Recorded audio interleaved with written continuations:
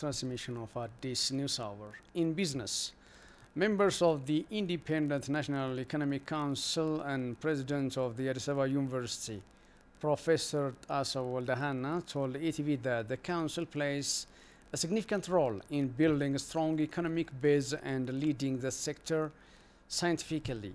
Professor Tasso said everyone should discharge their responsibility in a patriotic manner to meet the desired goal at the national level.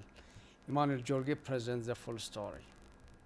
The newly established Independent National Economic Council is set to facilitate the national economic reform activities and make the policy participatory, where economic practitioners and theoreticians are expected to play a share. Professor Asa Waldahana, president of Addis Ababa University and member of the council, expresses optimism of the new initiative.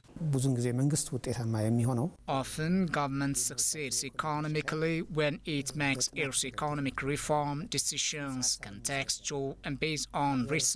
Government should consider research outputs and results which are conducted taking into consideration the current situation of a given country. Government should develop its policy and implement it based on such findings about the economic situation of the country. To do so, independent councillors are necessary. It is usual in many countries. As far as I'm concerned, there has never been independent economic council in Ethiopia. In fact, sometimes there have been meetings with economic experts to ask their ideas, but it is first time when well-organized council is established to give an input for national economic activities. I am quite certain that this council will improve and contribute great share in the policy making and implementation of the country in the coming time.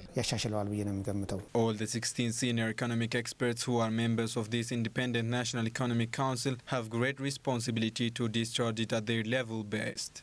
Different political parties have their own stand and interest, but these council members should provide input based on the research findings for implementation of many economic activities of the government, being neutral of political engagement, following their professional procedure and ethical codes. Much more commitments are expected from these experts. Counseling cannot be given emotionally, but through investigation, reading and research are necessary. It is better to give counseling based on factual data and proved information. By doing so, they also can support the government more and more.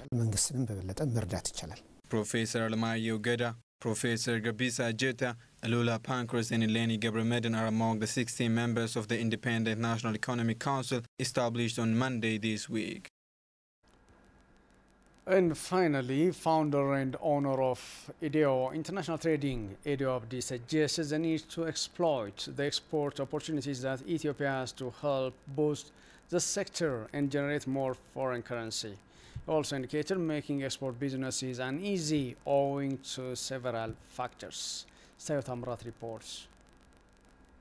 Edo Abdi is founder and owner of Edo International Trading. He exports sesame and pulse of different varieties to over 15 countries globally. He says Ethiopia has a number of opportunities to boost up its export sector and gain much more hard currency, yet the nation has left it untapped over the past years. We have a very nice, very conducive agroclimate condition in the world. And we are a country that has a huge potential to feed maybe, the larger portion of our planet. But despite this reality and the fact on the ground, our production and the productivity is not improving over the last 10 years. If you look at this exportable business, the production may show you maybe consistent or sometimes declining. That will not help us to earn more foreign currency.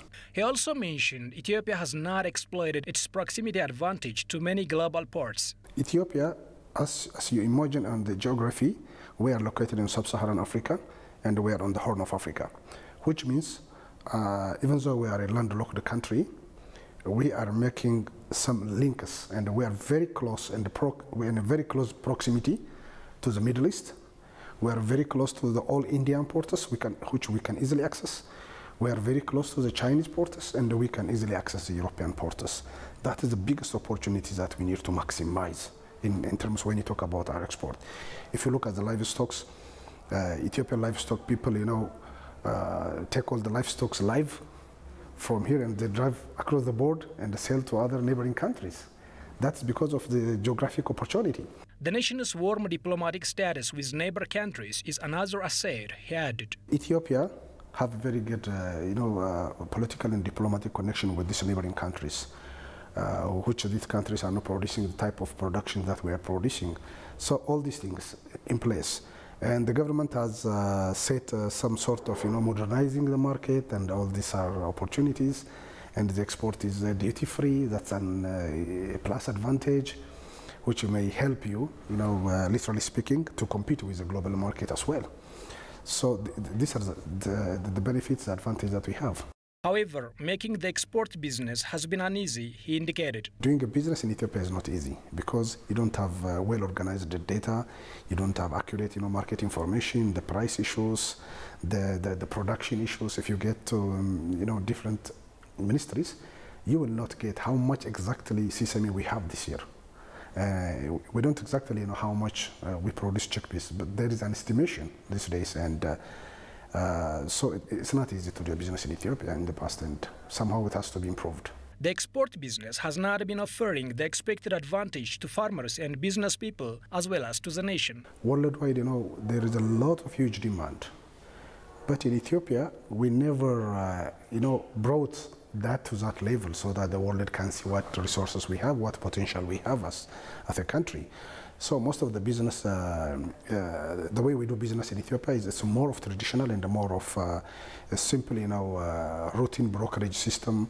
You don't have, the farmers don't have access to the, national market. They don't have information on a daily basis how the market is going and changing, how the global economy could affect them.